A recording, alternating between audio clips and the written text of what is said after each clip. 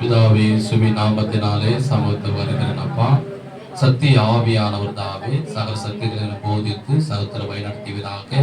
ஆண்டவரே, கல்வாரி சபை விசுவாசிகளை இந்த யூடியூப் சேனல் மூலமா பார்க்கிற ஆண்டவரே, தேவனுடைய பிள்ளைகளையும் சத்தியத்தை அறியட்டும், சத்திய விடலாகட்டும், சகத்தில் போதித்து சகத்தில் வழிநடத்துவதாக.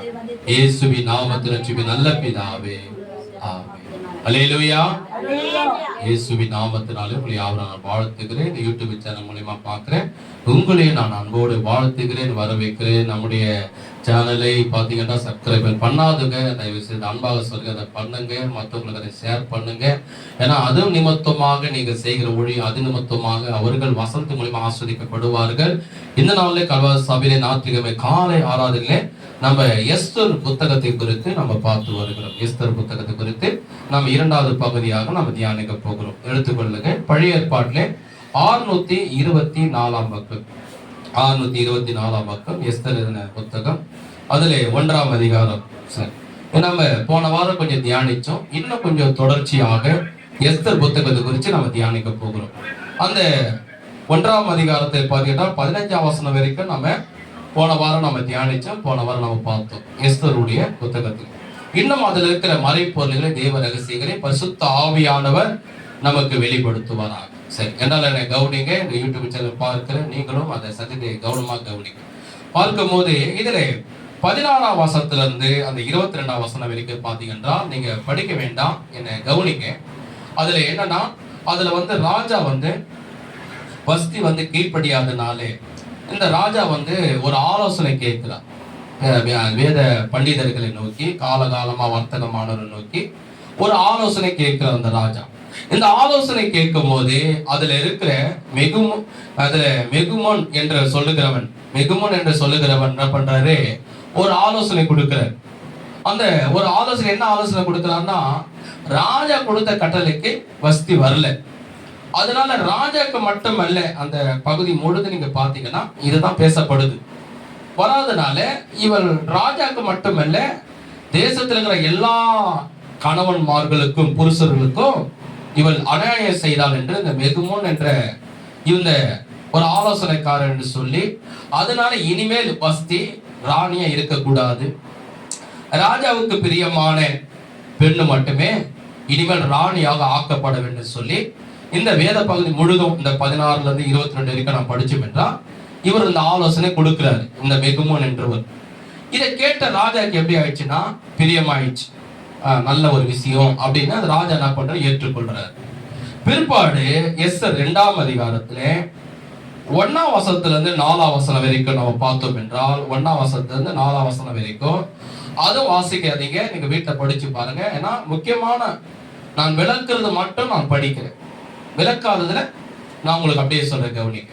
அந்த 1ஆம் வசனம் 4ஆம் வசனம் வரைக்கும் நான் பார்க்கும்போது ராஜா கூட இருக்கிற ஊழியக்காரர்கள் என்ன பண்றாங்கன்னா, அவர்கள் இந்த ராஜாக்கு, இந்த அகஸ்வேர் ராஜாக்கு 127 நாடுகளுக்கு ராஜா.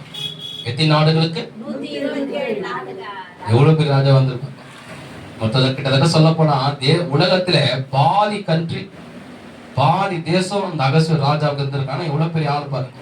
அவர் கிறிஸ்துவ கிடையாது, தேவனை ஏற்றுக்கொண்டவர் கிடையாது, மற்ற கடவுளை வணங்குறவர். அந்த ராஜாவுக்கு 127 நாடுகள் உள்ள ராஜாவுக்கு என்ன பண்றாங்க, அவங்க கூட இருக்கிற ஊழியக்காரங்க என்ன பண்றாங்க, இந்த 127 நாடுகள் இருக்கிற ஒரு கன்னி பெண்ணை தேட வேண்டும், அந்த கன்னி பெண்ணை கொண்டு ராஜாவுடைய அரண்மனையில சேர்க்கப்பட வேண்டும், அவள் ராஜா சமூகத்துல கொண்டு போன ராஜா எந்த பெண்ணை பிரியப்படுகிறார், எந்த பெண்ணை ஆசைப்படுகிறாரோ அந்த பெண்ணை ராணி ஆக்கப்பட வேண்டும். ராஜா கூட இருக்கிற ஊழியக்காரங்க என்ன பண்றாங்க, 127 நாடுகளிலே நல்ல சிறந்த பெண், திருமணம் ஆகாத பெண், நல்ல அழகான பெண், கன்னி பெண் என்ன பண்றாங்க, தேடுறாங்க. உலகத்தை எத்தனை ஜனங்க இருக்குது. இப்ப இந்தியாவில பாத்தீங்கன்னா கிட்டத்தட்ட 123 கோடி கிட்ட மேல போயிடுச்சுன்னு சொல்றாங்க. இப்ப கணக்கெடுப்பு தெரியல. இப்ப 127 நாடுகள் எத்தனை கோடி ஜனம் இருக்கும் பாருங்க.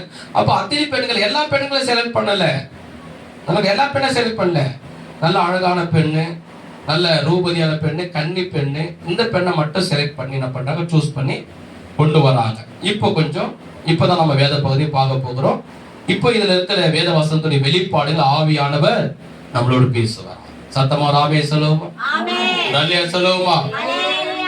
2ஆம் அதிகாரம் இதுல 5ஆம் வசனத்துல பாருங்க. 5ஆம் வசனம். அப்போது சூசான் அரண்மனையில் இருக்கிற மெனிமீன் ஆகிய கிசியின் குமாரன் சிமையனுடைய 5ஆம் வசனம். 2ஆம் அதிகாரம் 5ஆம் வசனம்.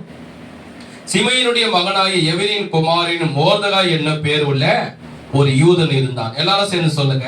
மோர்தகாய் என்னும் பேருள்ள ஒரு யூதன் இருந்தான். இவர் பேர் என்ன? மோர்தகாய். கரெக்ட். இவர் எந்த குலம்? இவர் என்ன ஜாதி? இவர் என்ன கோத்திரம்? இப்பதான் படிச்சோம். யூத குலம், யூத கோத்திரம். யூத கோத்திரம் என்றால் யாரு? நம்ம இஸ்ரவேலர். இஸ்ரவேலர் என்றால் யாரு? தேவனுடைய ஜனம், தேவனுடைய பிள்ளைங்க. ஒரு ஆமென் சொல்லுவோமா? பாருங்க, அந்த இடத்துல அவரு பண்ண நீங்க வந்திருக்கிறாரு. 6ஆம் வசனம். அவன் பாபிலோன் ராஜாவாகிய நேபுகாத்நேசர் யூதாவின் ராஜாவாகிய எகோனியாவை பிடித்து கொண்டு போகிற போது அவனோடு கூட எருசலேமிலிருந்து பிடித்து கொண்டு போகப்பட்டவர்களில் ஒருவனாயிருந்தான். சரி, இந்த மோர்தெகா எங்க இருக்கிறார்னா ராஜாவுடைய அரண்மனையில் இருக்கிறார். இவர் ஒரு யூதர். இவர் ஏன் ராஜாவுடைய அரண்மனையில் வந்தாரு? இஸ்ரவேலுக்குன்னு ஒரு தேசம் இருக்குது, இஸ்ரவேலுக்குன்னு ஒரு நாடு இருக்குது, அவங்க ஒரு கோத்திரம். இவங்க பாபிலோன் தேசம், விக்கிரத்தை வணங்குறவங்க, அந்நிய கடவுளை வணங்குறவங்க. இந்த ராஜா அப்படிப்பட்டவன். ஆனா ராஜாவுடைய அரண்மனையில இந்த மோர்தெகா என்பவர் எப்படி வந்தான்? இந்த மோர்தெகா என்பவர் ஒரு யூதன். யூதன் என்றால் இஸ்ரவேலில் இருக்கிறவரே. இந்த மோர்தெகா எப்படி வந்தார் என்றால் வேதம் சொல்லுகிறது. அதுக்கு அடுத்த வசனத்தில் 6ஆம் வசனத்திலே பாபிலோனுக்கும் இஸ்ரவேலுக்கும் ஒரு யுத்தம் நடக்கும் போது, கவனிங்க, இப்பதான் நம்ம சம்பவத்துக்குள்ள வரோம். நமக்கு வெளிப்பாடு ஆண்டவர் கொடுக்க போற, நம்மளோட பேச போறார் இந்த பைபிள் மூலியமாக. இந்த மோர்தெகா என்பவர் எங்க இருந்தார் என்றால் இஸ்ரவேல் நாட்டில் இருக்கும் போது, இஸ்ரவேல் ஜனங்கள் பாவம் செய்யும் போது, பாபிலோனுக்கும் இஸ்ரவேலுக்கும் யுத்தம் நடக்கும் போது, பாபிலோன் தேசத்தில் இருக்கிற நேபுகாத்நேசர் என்பவர் ராஜா என்ன பண்ணா, யூதாவின் ராஜாவாக எகோனியாவை பிடித்தான், இஸ்ரவேலை ஜெயித்தான். இஸ்ரவேலை சில பேர் கொன்று போட்டான். கொன்று போட்டு அந்த ராஜாவா யூதாவின் ராஜாவாக எகோனியாவை இஸ்ரவேல் ஒரு யுத்தம் இதுக்கு முன்னாடி நடக்கும் போது, அந்த யுத்தத்தில் இஸ்ரவேல் அவன் ஜெயித்து அங்க இருக்க ராஜாவை கொன்று போட்டு அங்க இருக்க சில நாணிகளை, இஸ்ரவேல் தேசத்தில் இருக்கிற சில நாணிகளை மாத்திரம், கல்விமான்களை மாத்திரம், அவர்களை மட்டும் சிறையாய் பிடித்து தன்னுடைய பாபிலோன் தேசத்துக்கு ராஜா கொண்டு வந்தான். அந்த சிறையிலிருந்து கொண்டு வரப்பட்டவர் தான் யாரு? கரெக்ட். அந்த சிறையிலிருந்து வந்தவங்க யாரு? அவங்க தான் மோர்தெகா. இந்த மோர்தெகா அந்த சிறையிலிருந்து வந்ததுனால இவர் எங்க தங்கிட்டான்னா ராஜாவோட அரண்மனையில இருந்து சில வேலைகளை செய்திருந்தார். ஆனா இவர் யாருன்னா ஒரு யூதன். இந்த மோர்தெகா என்பவர் யாரு? ஒரு யூதன். அதே போல நல்லா கவனிக்க, இன்னைக்கு நம்மளோட ஆண்டவர் பேசுறாரு, உங்களோட பேசுறாரு, இந்த யூடியூப் சேனல் பாக்குற உங்களோட பேசுறாரு. அதே போலதான் நம்ம குடும்பத்திலே ஒருவர் தவறு செய்யும் போது, ஒருவர் பாவம் செய்யும் போது, ஒருவர் தேவனுக்கு விரோதமாய் காரியம் செய்யும் போது, அது அவர்களை மாத்திரம் அது பாதிக்காது, அவங்க குடும்பத்தில் இருக்கிற எல்லாரையும் அது பாதிக்கும். எல்லாரையும் அது பாதிக்கும். உதாரணத்துக்கு பாருங்க, இப்போ ஒரு ஸ்கூல்ல நிறைய பிள்ளைங்க, நல்ல பிள்ளைங்களா படிச்சிருப்பான், நல்ல பிள்ளைங்களா இருக்கும், படிக்கிற பிள்ளைங்களா இருக்கும், கீழ்படிக்கிற பிள்ளைங்க. அதுல 1 2 ஒரு பிள்ளைங்க 2 பிள்ளைங்க கீழ்படியில அடங்காத பிள்ளைங்களா இருந்தா அதை பார்க்கிற டீச்சரும் ஹெட் மாஸ்டர் என்ன சொல்லுவாங்க? இந்த கிளாஸே ரொம்ப ஒஸ்ட், இந்த கிளாஸே ரொம்ப மோசம்.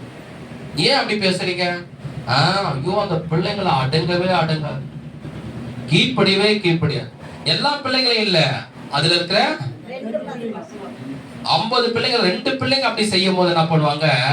ஐயோ, இந்த ஸ்கூலா, ஐயோ இந்த கிளாஸா சொல்றது புரியுது?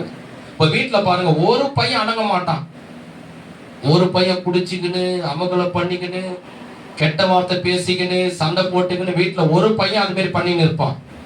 ஆனா பக்கத்து வீட்டுல இருக்கிறவங்க எல்லாம் என்ன சொல்லுவாங்கன்னா, ஐயோ அந்த குடும்பமா, ஐயோ அந்த வீடா, ஐயோ அந்த பசங்களா, ஐயோ அந்த பையனா. ஆனா வீட்டுல பண்ற தவறு யார் பண்றது? ஒருத்தன் தான் பண்ணுவான். ஒரே ஒரு பையன் தான் அடங்க மாட்டான், ஒரே ஒரு பையன் தான் கீழ்ப்படைய மாட்டான், ஒரு பையன் தான் நம்மள கெட்ட வார்த்தை பேசுவான், ஒரே ஒரு பையன் தான் எல்லாம் தவறு பண்ணுவான். ஆனா பேசுறவங்க எப்படி பேசுவாங்க? ஐயோ அவங்க குடும்பம், ஐயோ அவங்க பையனா, ஐயோ அதுவா, ஐயோ கீழ்ப்படியாத, அடங்கவே அடங்காத. என்ன பண்ணுவாங்க? அந்த குடும்பத்தையே ஒத்து மொத்தமா பேசுவாங்க. நான் சொல்றது புரிஞ்சுங்களா உங்களுக்கு?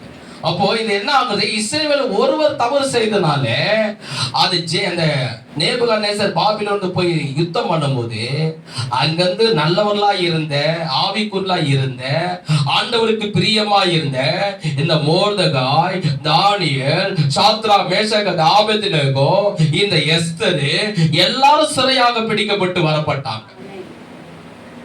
சொல்றது உங்களுக்கு புரியுதுங்களா? ஒருவர் தவறு செய்யும் போதே அந்த குடும்பமே அதுல பாதிக்கப்படும். அது ஸ்கூலா இருக்கலாம், அது சபையா இருக்கலாம், அது காலேஜா இருக்கலாம், வீடா இருக்கலாம், இல்ல ஒரு ஆபீஸா இருக்கலாம். ஒருத்தர் இல்ல எதுவா இருந்தாலும் சரி, ஒருத்தர் தவறு பண்ணும் போதே அந்த இடத்தையே வச்சு, ஐயோ அந்த ஆபீஸ்க்கா போறீங்க, மோசமான ஆபீஸுங்க, புரியுதுங்களா சொல்றது? ஐயோ அந்த குடும்பமா ஒருத்தர் தான் தவறு பண்ணிருப்பாங்க, பேசுறதுக்கு என்ன பண்ணுவாங்க? ஒட்டு மொத்தம் ஐயோ அந்த சபைக்கா போறீங்க அப்படின்னுவாங்க. ஒருத்தர் விசுவாசி தவறு பண்ணோம், ஆனா பேச்சு எப்படி பேசுவாங்க? ஒட்டு மொத்தமா பேசுவாங்க. ஐயோ அந்த குடும்பமா, ஐயோ அந்த ஸ்கூலா, ஐயோ அந்த காலேஜா, ஐயோ அந்த பையனா, எல்லாரையும் சேர்த்து வச்சு பேசுவாங்க. சொல்ல போறதுங்களா உங்களுக்கு? இங்க என்ன ஆயிடுச்சு? இஸ்ரவேல ஒருவர் தவறு பண்ணதுனால அங்க இருந்த மோர்தெகாய், அங்க இருந்த எஸ்தர், அங்க இருந்த தானியேல், அங்க இருந்த சாத்ரா, மேஷாக், ஆபேத்நேகோ, இப்படிப்பட்ட எல்லாருமே அங்க இருந்து சிறையாக. இவங்க எல்லாம் ஆவிக்குரியவங்க, இவங்க எல்லாம் நல்லவர்கள், தேவனுக்கு பிரியமானவர்கள். இவர்கள் சிறையாக அங்கிருந்து கொண்டு வரப்பட்டார்கள். எங்கே? கரே பாபிலோன் தேசம். பாபிலோன் தேசம் தேவனுக்கு விரோதமான தேசம், அந்நிய நாடு. அங்கே இருக்கிறான். சரி, அதுக்கு அடுத்தது ஆவியா நம்மளோட பேசுவார். 7ஆம் வசனம்.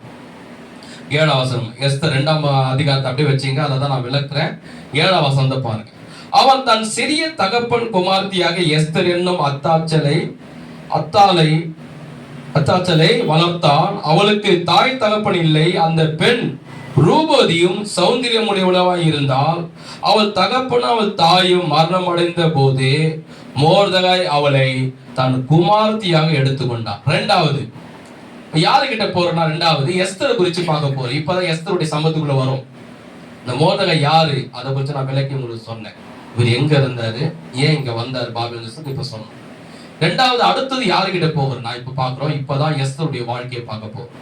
வேதம் 7ஆம் வசனம் சொல்லுகிறது, இந்த எஸ்தர் பிறக்கும் போது, எஸ்தர் குழந்தையாய் பிறக்கும் போதே இந்த எஸ்தருடைய தாய் தகப்பன்மார் மரித்து விட்டார். எப்படி மறித்தாங்கன்னு தெரியாது, ஆனா வேதம் சொல்லுகிறது தாய் தகப்பன் மறித்துட்டார். அப்ப தாய் தகப்பன் மறித்ததுனால இந்த குழந்தை என்ன ஆயிடுச்சு? இந்த குழந்தை என்னவாயிடுச்சு? வேதம் சொல்லுகிறது இந்த மோர்தெகாயுடைய சிறிய தகப்பனாகிய பிறந்த பிள்ளை எஸ்தர். அப்ப இந்த மோர்தெகாய் என்ன பண்றாரு? அவர் கூட பிறந்த அண்ணனிலே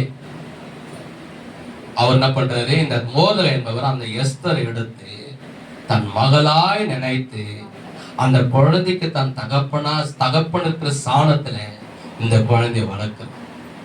ஒரு குழந்தை பிறந்துச்சுன்னா அப்படியே இருக்குமா? 1 வயசா, அதுக்கப்புறம் 2-3 போறீங்க, அதுக்கப்புறம் அது நடுவில் என்னெல்லாம் ஆகும்? அது பசி எடுக்கும், அது உணவு கொடுக்கணும், ட்ரெஸ் கொடுக்கணும், ஸ்கூல்ல கொண்டு போகணும், எவ்வளவு பார்க்க வேண்டியிருக்கு. அப்ப அந்த குழந்தைக்கு இவர் என்னவா மாறாரு? ஒரு தகப்பன் என்ற சாணத்துல இது எஸ்தர் வளர்க்கிறாரு. எஸ்தருக்கு தாய் தகப்பன் இல்ல. இதுதான் யாரை குறிச்சு இப்ப எஸ்தர் குறிச்சு வரும். நல்ல கவனித்து, எஸ்தர் யார், இவங்களுடைய வாழ்க்கை என்ன, உங்க வரலாறு என்ன, ஏன் இந்த புத்தகம் எழுதப்பட்டிருக்கு, இவங்க ஆண்டவருக்கு என்ன பிரியமா செய்தாங்க, இது மூலமா தேவன் நமக்கு என்ன கற்றுக் கொடுக்கிறாரு, அதுதான் உங்களுக்கு விளக்குறேன். கவனிங்க. இப்ப முதல்ல எஸ்தருடைய வாழ்க்கையை பார்க்கிறோம். தாய் தகப்பன் இறந்தான், இவள் அனாதை ஆக்கப்பட்டான். இவரை மோர்தெகாய் என்பவர் என்ன பண்றாரு? இவர் தகப்பன் என்ற சாணத்தை எடுத்து வளர்க்கிறார். அதே போலதான் இன்னைக்கு நம்மளோடு கர்த்தர் பேசுறார். இன்னைக்கு இந்த பூமியில நாம் பிறந்தோம் என்றா, நாம் பிறக்கும் போதே தாய் தகப்பனால வளர்க்கப்படணும். திருமணம் ஆகும் போது கணவன் மனைவியோட உதவினால வளர்க்கப்படணும். இதுதான் இந்த உலகத்துல ஒரு மனுஷனுடைய வாழ்க்கை இருக்குது, உதவி இருக்குது. ஆமாவா இல்லையா? ஒரு குழந்தை பிறந்துச்சுன்னா யார் வளர்க்கணும்? தாய் தகப்பன். திருமணம் ஆயிடுச்சுன்னா கணவனுக்கு மனைவி, மனைவிக்கு கணவன் ஒரு உதவியா இருக்கணும். ஆனா சில பேர் இந்த உலகத்துல பார்க்கும் போது பிறக்கிற குழந்தைக்கு என்ன ஆயிடுறாங்க, தாய் தகப்பன் இறந்துடுறாங்க. அது தாய் தகப்பன் இறந்த உடனே அந்த குழந்தையை பார்த்தா வளர்ந்தோம்னா தாய் தகப்பன் உதவி இல்லாமல் வளர முடியாது. அதுக்கு துணையா யாரு இருக்குது? இன்னைக்கு நம்முடைய வாழ்க்கையில கூட அப்படிதான். நம்ம வாழ்க்கையில பிறந்த உடனே தாய் தகப்பன் ஏதோ ஒரு இடத்துல மறிக்கிறான். இல்ல ஒரு சில பேர் தகப்பன் மறிப்பார், ஒரு சில பேர் தாய் மறிப்பான். ஆனா நம்ம வளர்க்க, நம்ம உடனே குழந்தையா பிறந்த நம்ம வளர்ந்துட முடியாது. நம்மை வளர்க்கிற ஒரு தாய் தகப்பன் நமக்கு வேணும். தாய் மறித்தா இல்ல தகப்பனா இருக்கும், தகப்பன் மறித்தா. அப்படி யாருடைய உதவி இல்லாம வளர முடியுமா? வளர முடியாது இல்லையா? அப்ப நம்மளுக்கும் அதே போலதான். நம்ம வாழ்க்கையில பிறக்கும் போது ஒரு சில பேர் தாய் தகப்பன் இருக்கலாம், ஒரு சில பேர் தாய் தகப்பன் இருந்த பிள்ளைகள் நல்லா வளர்க்க முடியாமலும் வாழ்ந்தவங்களும் இருக்கிறாங்க, அப்படி இருக்கிறாங்க. ஆனா நம்மளை வளர்த்தது யார் என்றா வேதம் சொல்லுகிறது, இந்த மோர்தகாயை போல, இந்த மோர்தகாயை போல இருக்கிற பரிசுத்த ஆவியானவர் என்ன பண்றாரு, தகப்பன் என்ற சாடத்திலே உன்னை என்னை அவர் இந்த பூமியிலே வளர்த்திருக்கிறார். கைகள் தட்டி கர்த்தரை மகிமைப்படுத்துவோமா? என்னுடைய வாழ்க்கையில் அப்படிதான். உங்களுக்கு அது எப்படியோ தெரியல, யூடியூப் சேனல் பார்க்கணும் அப்படின்னு. எனக்கு கிட்டத்தட்ட 1 வயசு 1.5 வயசு இருக்கும். 1 வயசு 1.5 வயசுல எங்க அப்பா இறந்தார். எங்க அப்பா இறந்த உடனே இன்னைக்கும் எங்க அப்பாவுடைய முகம் எனக்கு தெரியாது, உண்மையிலே தெரியாது. அவரு என்னை வளர்க்கவும் இல்லை. 1 வயசு எங்க அக்கா சொல்லுவாங்க, எங்க பெரிய அக்கா தான் சொல்லுவாங்க, 1 வயசு 1.5 வயசு இருக்கும்போது உங்க அப்பா இறந்தார். அப்ப எனக்கு அப்பா வளர்க்கக்கூடிய தகப்பன் இல்லை. இன்னைக்கு ஒரு சில பேர் என்ன கேட்பாங்க, ஏன் நீ ஆண்டவருக்கா இவ்வளவு வைராக்கியமா ஊழியம் செய்யற? ஒரு வேலைக்கு போய் சம்பாதிச்சா கூட இன்னைக்கு மாசம் நீ 20,000 சம்பாதிக்கலாமே, ஏன் இன்னைக்கு எல்லாத்தையும் வேலை கூட வேணாம், பணம் கூட வேணாம், அந்த வைராக்கியமா நீ ஊழியம் செய்யற? என்னை கேட்டார் ஒருத்தர், ஏன் நீங்க உங்களுக்கு நல்ல ஒரு கம்பெனில வேலை வாங்கி தரேன், மாசம் 22,000 சம்பளம், 8 hour டியூட்டி தானே. நான் சொன்ன சண்டே சர்ச்சுக்கு போக முடியுமா? முடியாது. ஊழுதுக்கு போக முடியுமா? முடியாது. அதெல்லாம் தர மாட்டேன். ஆனா மாசம் உனக்கு 22,000 சம்பளம்.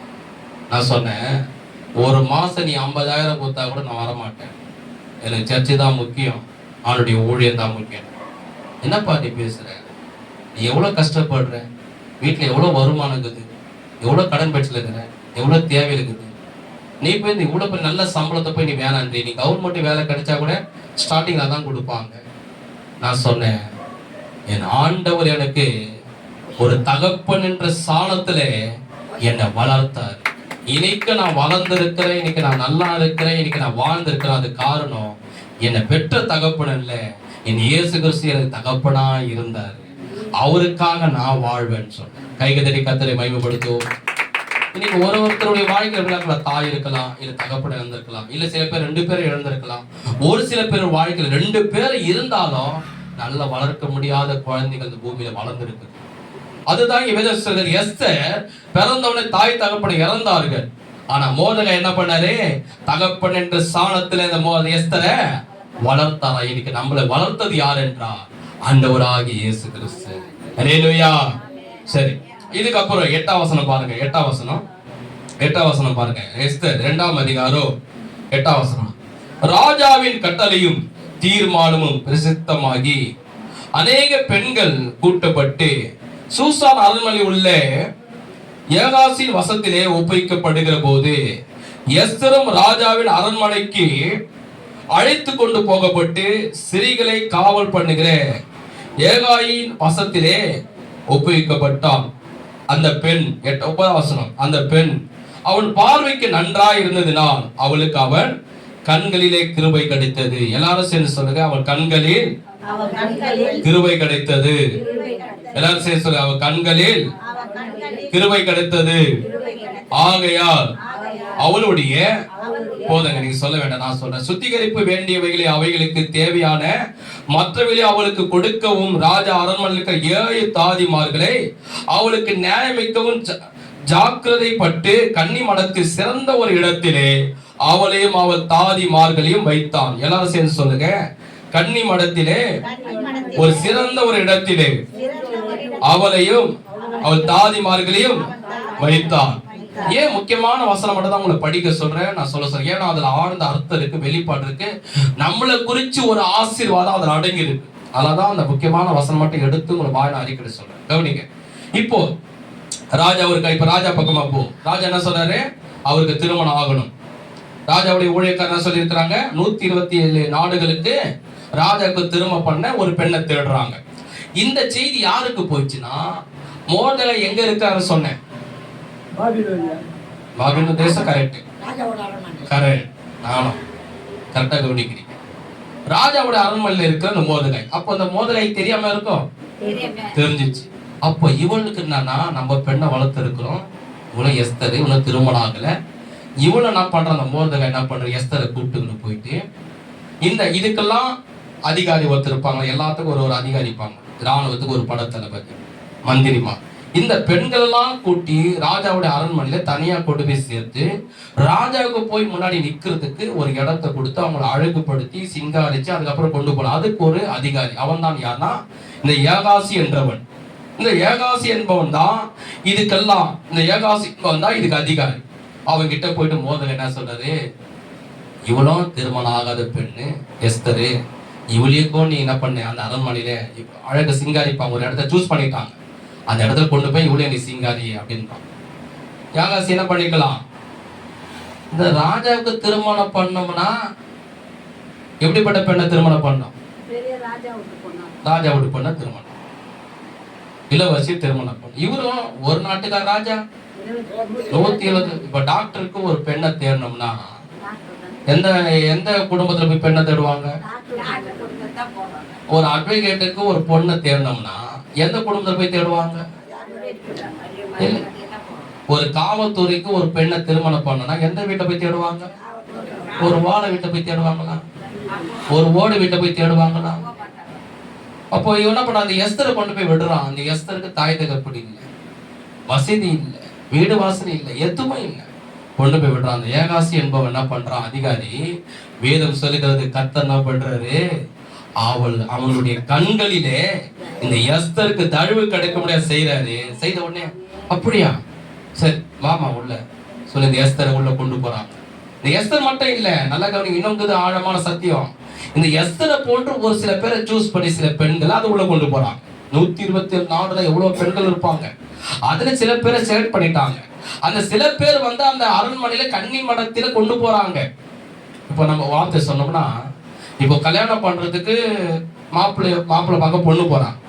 அந்த கல்யாணம் பண்றதுக்கு மாப்பிள்ளை மண்டபத்துக்கு போறதுக்கு முன்னாடி பொண்ணு எங்க போவோம்,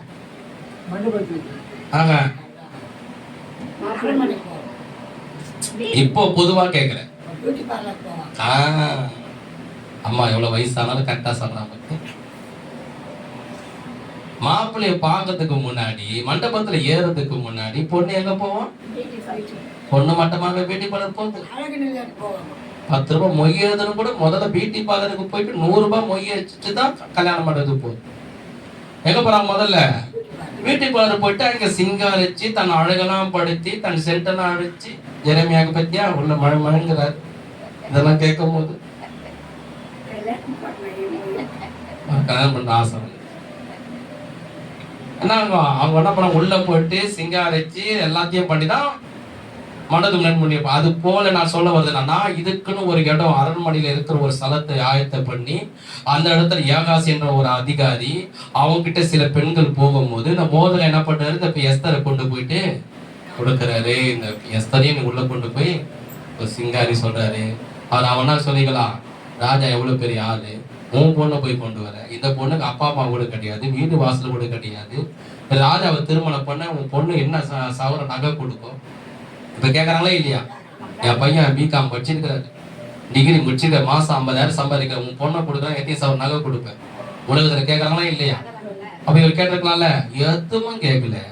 அவன் கண்களில கர்த்தர் என்ன பண்றது, தயவை உண்டாக்கி எதையும் எதிர்பார்க்காம வா மகளே சொல்லி அங்க கொண்டு. அதுதான் இப்ப நான் உங்களை படிக்க சொன்ன வாய்நாள் சொன்ன. அவன் கண்களில் தயவு கிடைத்து எஸ்தரை அரண்மனையில கொண்டு போய் உள்ள விட்டு அவளுக்கு தாதிமார்கள், ஒரு பியூட்டி பார்லர்னா ஒருத்தர் கூட மாடு இருந்து எல்லாம் மேக்கப் பண்ணுவாங்கல்ல, ஒரு ஆள் பண்ணுவாங்க, இல்லை கூட 2 பேர் பண்ணுவாங்க. இப்ப இருக்கிற காலம், அந்த காலத்தை வேதம் சொல்றது 7 பேர் இது சொல்லுது, கன்னி மடத்தில் சிறந்த ஒரு இடத்தை அவளுக்கு கொடுத்து, ஒரு நல்ல இடத்தை எஸ்தர் கொடுத்து, அவள் தாதிமார்களையும் வைத்தான். 7 பேரு அந்த பெண்ணுக்கு எஸ்தருக்கு போய் அவளை சிங்காரிக்கவும் அவளை அழகுபடுத்தவும் எல்லாம் பண்ணவும் ஒரு இடத்தையும் கொடுக்குறான். அவளை சிங்காரித்து உதவி பண்ணவும் 7 பேரை கொடுக்குறான். அதுக்கு தேவையான விலை உயர்ந்த பொருட்களையும். இப்போ பியூட்டி பார்லர் பண்ணா வெளியே வரும்போது அப்படியே முகம் எப்படி இருக்குது, அப்படியே நல்லா இருக்குதுல்ல. அப்ப அதுக்கு அப்படியே பிரகாசமா வெளிச்சம் நல்லா வெள்ளையா தெரியுது. எப்படி தெரியுது? கருப்பா உள்ள போனா கூட பொண்ணு வெளியே வரும்போது பொண்ணு எப்படி தெரியுது? நல்ல வெள்ளை வெள்ளைன்னு தெரியுது. அப்ப அந்த வெள்ளை வெள்ளைன்னு தெரியுதுக்கு என்ன காரணம்? அந்த அளவு என்ன பண்ணிடுறாங்க, உள்ள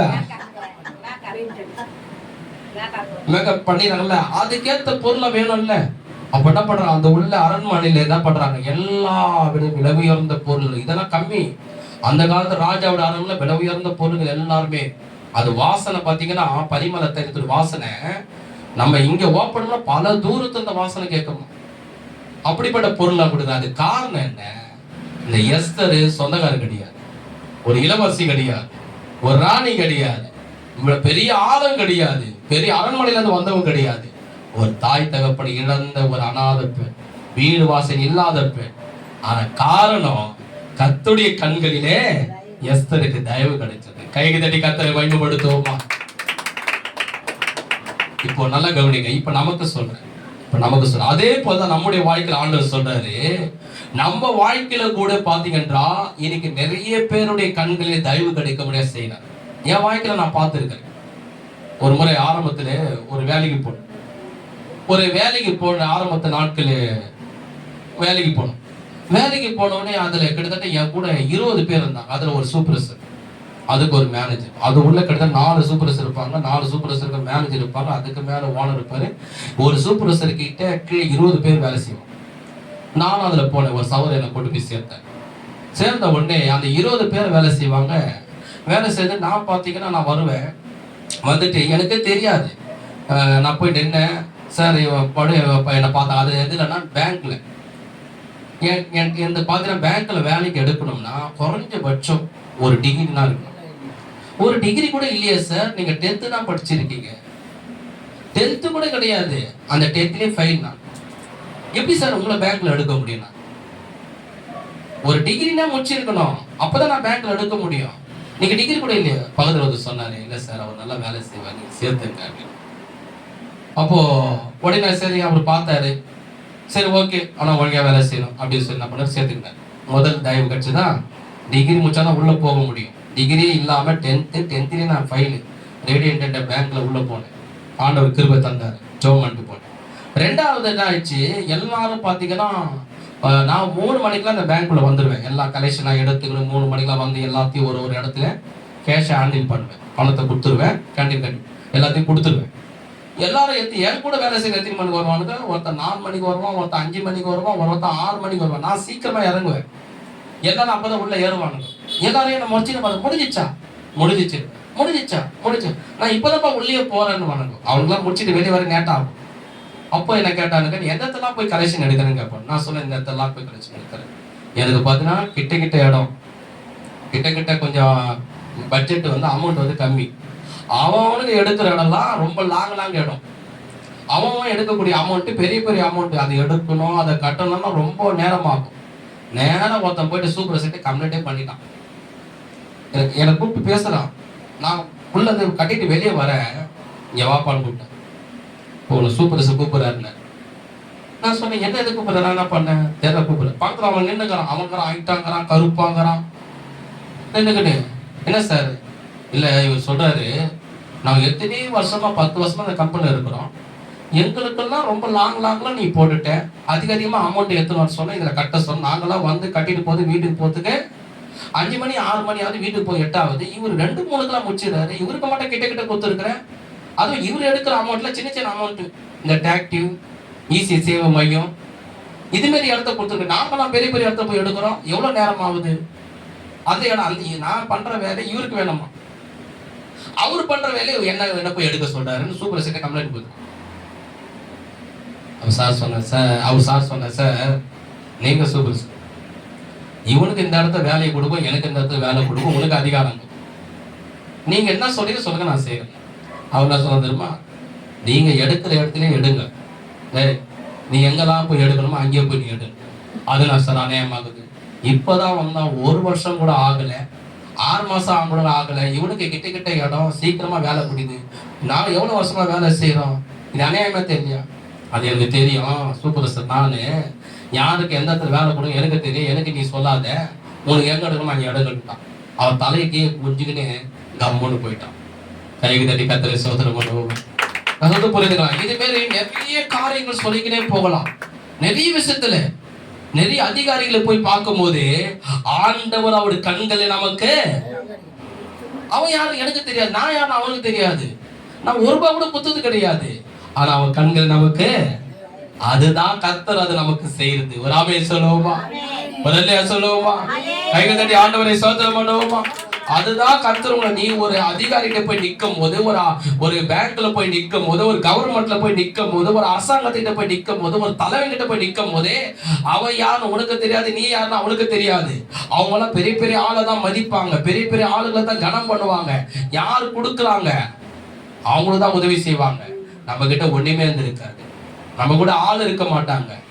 ஆனா நீ ஆண்டவர் நோக்கி ஜெபிச்சு, ஏசப்பா எனக்கு உதவி செய்யுங்க, உன்னுடைய கண்களில் எனக்கு தயவு கிடைக்கட்டும், நான் பார்க்கிற அதிகாரியுடைய கண்களில் எனக்கு தயவு கிடைக்க செய்யுங்க சொல்லி நீ ஏசப்பாங்க நீ பிரேயர் பண்ணிட்டு, வேதம் சொல்லுகிறது, சங்கீதக்காரன் தாவீது சொல்லுகிறான், எனக்கு ஒத்தாசை வரும் பர்வதற்கு நேராக என் கண்களை நான் ஏறெடுக்கிறேன் என்றார். அது ஏறெடுத்துட்டு முழங்கால் போட்டு நீ ஜெபம் பண்ணிட்டு, அந்த எந்த அதிகாரியா இருக்கலாம், எந்த கவர்மெண்டா இருக்கலாம், எந்த தலைவனா இருக்கலாம், எவ்வளவு பெரிய ஆளா இருக்கலாம், நீ போய் நின்று ஒரு உதவி நீ கேட்கும் போது ஆண்டவர் அவன் கண்களில் உனக்கு தயவு கிடைக்க செய்வார். கைக்கு தட்டி கர்த்தரை மகிமைப்படுத்துவோமா? என் சாட்சி எவ்வளவு சொல்லலாம், சொல்ல நேரம் எவ்வளவு பெரிய அதிகாரி என்கிட்ட சொல்லியிருக்கிறான், உனக்கு கொடுக்கவே மாட்டேன். இப்போ நான் நடத்துற மாதிரி மீட்டிங் காவல்துறை நான் சொல்ல தருமா, கட்சி நேரம் சிஎம் தேர்தல், உனக்கு பர்மிஷன் கொடுக்கவே மாட்டாங்க. எத்தனை பேர் பெட்டிஷன் எடுத்து காட்டினாங்க, வந்து கேட்டாங்க, கொடுக்கவே மாட்டாங்க, உனக்கு கொடுக்கவே மாட்டேன். நான் சொன்னேன், சாரு கிட்ட இன்ஸ்பெக்டர் நான் அப்படி பேசுறேன், தாராளமா பேசிக்கிறேன், கொடுக்கவே மாட்டார், சான்ஸே கிடையாது, வாங்க உள்ள அப்படின்னு கூட்டு போனார். நம்ம செஞ்ச ஆண்டவர் இவரை காட்டில நீ அவர் கண்கள் தயவு கிடைக்க செய்ய சொல்லி நான் ஒரே ஆளு போனேன். நீ ஒத்ததான் வந்துக்கிறீங்க, நான் ஒத்ததான் வந்தேன். இல்லை எல்லாரும் ஒரு 5-6 பேர் வருவாங்களே, 10 பேர் வருவாங்களே, யாரும் இல்லை என் கூட. நான் மனசு நெத்தி என் கூட ஏசப்பா வந்துக்கிறாரு. நேரம் உள்ள போனேன், அவர் பார்த்தாரு, என்ன விஷயம் மீட்டிங் என்ன சார், அவர் மீட்டிங் நடந்து பர்மிஷன் கொடுங்க, எனக்காக ஜெபம் பண்ணுங்க. யாரு? உள்ள இருக்கிற இன்ஸ்பெக்டர். கையை தட்டி கர்த்தரை மகிமைப்படுத்துவோமா? இது மாரி நான் நிறைய சொல்ல முடியும். ஆண்டவர் அவருடைய கண்களை நமக்கு தயவு கிடைத்து நான் ஒரே ஆளா போய் நின்னுக்கிறேன். ஒண்ணே ஆண்டவர் என் கூட இருக்கிறார். எவ்வளவு பெரிய அதிகாரியா இருக்கலாம், அவர் கண்களே எனக்கு மட்டும் இல்ல உங்களுக்கு செய்வார். யூடியூப் சேனல் பார்க்குற உங்களுக்கு செய்வார். ஆனா கர்த்தரை நோக்கி முதலாவது நம்ம பார்க்கணும். அவருடைய கண்களில் நமக்கு தயவு கேட்கணும். அவருடைய கண்களில் நமக்கு தயவு கிடைச்சதுன்னா, எப்படிப்பட்ட அதிகாரியுடைய கண்களை உனக்கு தயவு கிடைக்கவும், உனக்கு இரக்கம் கிடைக்கவும், உனக்கு உதவி கிடைக்கவும், உனக்கு நன்மை செய்யவோ, உனக்கு வாழ்க்கவோ, தடைப்பட்ட காரியத்தை உனக்கு கொடுக்கவோ நம் தேவனால முடியும். கைதடி கர்த்தரை மகிமைப்படுத்துவோமா? அதுதான் இங்க சொல்லப்படுகிறது. அந்த ஏகாசி என்பவன் யாரு? இந்த எஸ்தர் யாருன்னு கூட தெரியாது. ஆனா என்ன பண்றான், கொண்டு போறான் அரண்மனையில, ஒரு இடத்தை கொடுக்கறான். அவன் ராஜாக்கு முன்னாடி போய் நிக்கிறதுக்கு தேவையான எல்லா விலை உயர்ந்த பொருள்களை இந்த ஏகாசி கொடுக்கறான். காரணம் என்ன? எல்லா பெண்களும் இருக்கிறாங்க. ஆனா எஸ்தருக்கு வேதம் சொல்கிறது, கர்த்தருடைய கண்களில் எஸ்தருக்கு தயவு கிடைத்தது. ஏனென்றால் இந்த எஸ்தரும் இந்த மோர்தெகாயும் யூத குலம், நாம் தேவனை துதிக்கிறவர், நாம் தேவனை ஆராதிக்கிறவர், பாபிலோன் தேசத்துல இருந்தாலும் அந்நிய நாட்டுல இருந்தாலும் நாம் தேவனை மாத்திரம், அவருக்கு முன்னாடி மாத்திரம் முழங்கால் போட்டு நாம் தேவனை ஆராதிக்கிறவர்கள் ஆகிய அந்த விக்கிரகம் நிறைந்த தேசத்தில் அந்நிய நாட்டிலே அவனுக்கு கர்த்தர் தயவு கிடைக்கும்படியாக செய்திருக்கிறார். அல்லேலூயா. சரி, இதுக்கப்புறம் பாருங்க 10ஆம் வசனம். சரி, 10ஆம் வசனம் பாருங்க. எஸ்தர் 2ஆம் அதிகாரம் 10ஆம் வசனம். எஸ்தர் என்னவென்றால் தன் குலத்தையும் தன் பூர்வத்தாரையும் அறிவிக்காது இருந்தார். மோர்தெகாய் அதை தெரிவிக்க வேண்டாம் என்று அவளுக்கு கற்பித்திருந்தான். 10ஆம் வசனத்துல ஒரு வெளிப்பாடு ஆண்டவர் நமக்கு தருவார். கவனிங்க, அடுத்த ஸ்டெப். இந்த எஸ்தர் உள்ள போயிட்டாங்க. எங்க போயிட்டாங்க? அரண்மனை உள்ள கன்னி மடத்துல தனியான ஒரு இடத்துக்கு போயிட்டாங்க. இப்போ ராஜாக்கு முன்னாடி போய் நிக்கிறதுக்கு சிங்காரிச்சு நிற்கிறாங்க, உடனே போக மாட்டாங்க. அந்த காலத்து ராஜாக்கு முன்னாடி இன்னைக்கு மேக்கப் பண்ணாங்க நாளைக்கு போயிட்டு நிற்பாங்க அப்படி கிடையாது. அதுல இன்னும் காட்டுறேன் உங்களுக்கு, 1 வருஷம் ஆகும். அந்த கன்னி மடத்திலே உள்ள இவங்க சிங்காரிச்சு நிற்கிறாங்க, கூட 7 தாதிமார்கள் ஹெல்ப் பண்ண. ஆனா அந்த இதுல வேதம் சொல்லுகிறது, மோர்தெகாய் அந்த எஸ்தர் கிட்ட அந்த அரண்மனையில உள்ள போகும்போது, அந்த முற்றுகையில உள்ள கொண்டு போகும்போது, இந்த மோர்தெகாய் என்ன சொல்றாரு, ஒரு வார்த்தை சொல்றாரு எஸ்தர் கிட்ட. என்ன சொல்றாருன்னா, நம்முடைய பூர்வத்தாரை, நம்முடைய குலத்தை யாருக்கிட்ட சொல்றாரு. கரெக்ட், நல்லா கவனிச்சாங்க. என்ன சொல்றாரு, யாருக்கிட்ட நம்படாத. ஏன் சொல்றாரு, ஏன்னா இந்த அரண்மனையில இருக்கிறோம், இந்த பாபிலோன் தேசத்துல இருக்கிறோம், இது அந்நிய நாடு, விக்கிரகம் நிறைந்த நாடு. நாம வணங்குறது யாரு, கர்த்தரை வணங்குறோம். நாம யூத குலம், நம்ம யூத குலத்தை சேர்ந்தவங்க, நம்ம இஸ்ரவேலை நம்ம ஆராதிக்கிற தேவன், வானத்தையும் பூமி உண்டாக்குற தேவன். இவர்கள் கையினாலே உருவாக்கப்பட்ட தெய்வங்களை வணங்குறாங்க. அதனால நம்முடைய குலத்தை என்ன பண்ணாது, சொல்லவே சொல்லாது சொல்லி உள்ள அனுப்புற, நானமா சொல்லி அனுப்புற. பாருங்க, இதுல இருந்து ஆவியானவர் நமக்கு ஒரு காரியத்தை கற்றுக் கொடுக்க, இதுல இருந்து ஒரு வெளிப்பாடு ஆவியா நமக்கு தராரு, உங்களுக்கு தராரு. நல்லா கவனிங்க. அப்போ நம்முடைய வாழ்க்கையில கூட என்ன பண்ணோம், நம்ம வாழ்க்கையில இதுல இருந்து நம்மளுக்கு கற்றுக் கொடுக்குறதுன்னா, நம்முடைய வாழ்க்கையில் நாம் வாழும் போது, நம்ம குடும்பத்தில் இருக்கும் போது, இப்ப நம்ம என்ன சொல்றோம், நம்ம குடும்பத்திலயோ இல்ல ஸ்கூல்லயோ அல்லது வேலையிலயோ எதுவா இருந்தாலும் நம்ம என்ன பண்ணோம், நல்லா கவனிக்க. அவர் சொல்றாரு, நம்முடைய யூத குலத்தை மற்றவங்களுக்கு சொல்லாதுன்ற. அப்போ அவருடைய நாணமான ஒரு வார்த்தையை அவர் கற்றுக் கொடுக்கிறார்.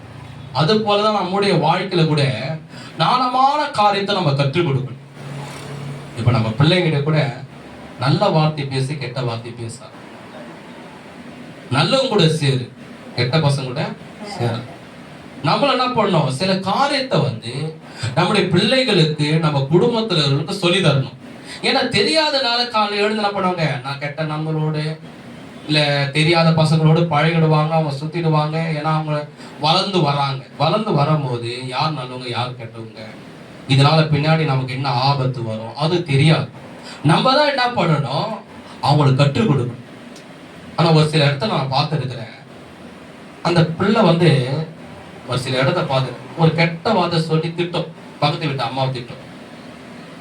அது அவங்க வீட்டுல இருக்கிற அந்த அம்மா, ஐயோ ஐயோ ஐயோ என் பொண்ணு எவ்வளவு அழகா கெட்ட வார்த்தை அதை திட்டிச்சு பத்தியா, ஐயோ ஐயோ ஐயோ அப்படி மழை மயங்கி போகுது அவங்க அம்மா. பக்கத்துல நான் பாக்குறேன், இந்த குழந்தை நம்ம சொல்ல முடியல, ஒரு கெட்ட வார்த்தை சொல்லி திட்டுது, அதை கேட்டு இது மழை மயங்கி போகுது, ஐயோ எவ்வளவு அழகா திட்டுது பத்தியா, இன்னும் திட்டுமா, இன்னும் சொல்லுமா. அதை நான் சொல்ல முடியல சர்ச்சில் இப்படியா சொல்லி. அப்ப அது வளர்ந்து வரும்போது என்ன ஆகும், குட்டி பாம்பு பால் ஊத்தி நீ வளர்த்துவாங்க. கரெக்ட்.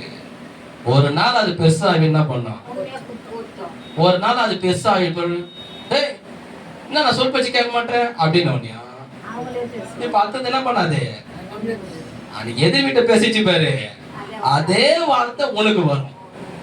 என்னடி பெத்த அம்மாவே இப்படி பேசுற, நான் தான் அப்படி உனக்கு சோறு போட்டேன், சோறு போட்டியா, நான் சம்பாதிச்சு கொண்டு வரதுலாம் என்ன எனக்கு போடுறேன், நான் சம்பாதிச்சு வந்து உங்ககிட்ட கொடுக்கல சொல்லி அது உனக்கு 2ஆய் பேசும். அதே கெட்ட வார்த்தை நான் உனக்கு திருப்பி டபுளா வரும். ஏன்னா ஒரு சில பேரை நான் பார்த்துருக்கிறேன், ஒரு குழந்தை தவறா பேசும்போதோ இல்ல ஒரு பிள்ளைங்க தவறா பேசும்போது உடனே கண்டிக்கணும், நீ இப்படி பேசு, இப்படி பேசாத. அவங்கள ஏன் மரியாதை இல்லாம பேசுறேன், அம்மானு கூப்பிட்டு, அப்பானு கூப்பிட்டு, ஆண்டின்னு கூப்பிட்டு, அங்கிள் கூப்பிட்டு, அண்ணான்னு கூப்பிட்டு, தம்பின்னு கூப்பிட்டு, அண்ணான்னு கூப்பிட்டு பேசுறாங்க. நான் கவனிச்சிருக்கிறேன், அதெல்லாம் என் மனசுல கஷ்டப்பட்டு அதை சொல்றேன். ஐயோ ஐயோ எவ்வளவு அழகா திட்டத்து பாரு, என் பொண்ணு எவ்வளவு அழகா கெட்ட வார்த்தை பேசுறேன், இன்னும் சொல்லி கொடுக்குறாங்க வேற. அது குழந்தையா பேசும்போது உங்களுக்கு அழகா இருக்கும், குட்டியா பாம்பனி வளர்த்து பாரு, அழகா நினையும். ஆனா ஒரு நாள் வளர்ந்த பிற்பாடு உனக்கே திருப்பி குத்தம் ஒரு நாள். அது ஆரம்பத்திலே நீ என்ன பண்ணும், பொட்டியில போட்டு பாம்பை விட வளர்க்கிறமே நீ வளர்த்துட்டு வரணும். அழகா இப்படி பேசக்கூடாது, வாய் மேலே போடுவேன், ஒழுங்கா பேசு, கரெக்டா பேசு, ஏன் கெட்ட வார்த்தை பேசு, அப்படி பேசு. ஒரு பிள்ளை அடிச்சுட்டு வந்துச்சு, அம்மா என்ன ஒருத்தர் அடிச்சுட்டாமா, என்ன சொல்லணும், வாமா கேட்கலாம், இல்ல வா அவங்க வீட்டாண்ட போயிட்டு பேசலாம், இல்ல அவங்க அப்பா அம்மா கிட்ட பேசலாம். அவங்க பேசுறதெல்லாம் நான் கேட்டிருக்கேன். நீ என்ன பண்ற தெரியுமா, அரக்கல் நெஞ்சினாத்து அது மண்டி கீஸ்ட் வா, அது மண்டி கீஸ்ட் யார் வராங்களோ நான் பார்த்துக்கிறேன். இது அதே மாதிரி அத்த முறை இன்னொரு முறை சண்டை வரும்போது ஒரு கல்ல எடுத்து தள்ள டம்முன்னு போட்டு அது ரத்தமா ஊத்துது. ரத்தமா ஊத்துற உடனே அவங்க அம்மா கிட்ட போய் சொல்லிச்சு. அவங்க அம்மா என்ன பண்ணாங்க, போலீஸ் ஸ்டேஷன்ல கம்ப்ளைண்ட் பண்ணாங்க. ஜிபே வந்து இறங்கிடுச்சு. ஏன் எங்க அம்மா இந்த பையன் தலை மேல கழுத்திக்கு போட்டு ரத்தம் வர மாதிரி ஆயிடுச்சு? அதுக்கு அந்த பையன் நம்ம சொல்லிச்சு, எங்க அம்மா தான் சொல்லிச்சு யார் உன்னை அடிக்கிறாங்களோ கழுத்துக்கு மாட்டி கிஸ்ட் வான்னு. அதான் நான் செய்யறேன். போலீஸ்காரன் என்ன பண்ண, அந்த பையன் வேணாம் நீ வாமா டேஷன் சார். நானும் சார் இச்சேன், நானும் சார் அடிச்சேன்.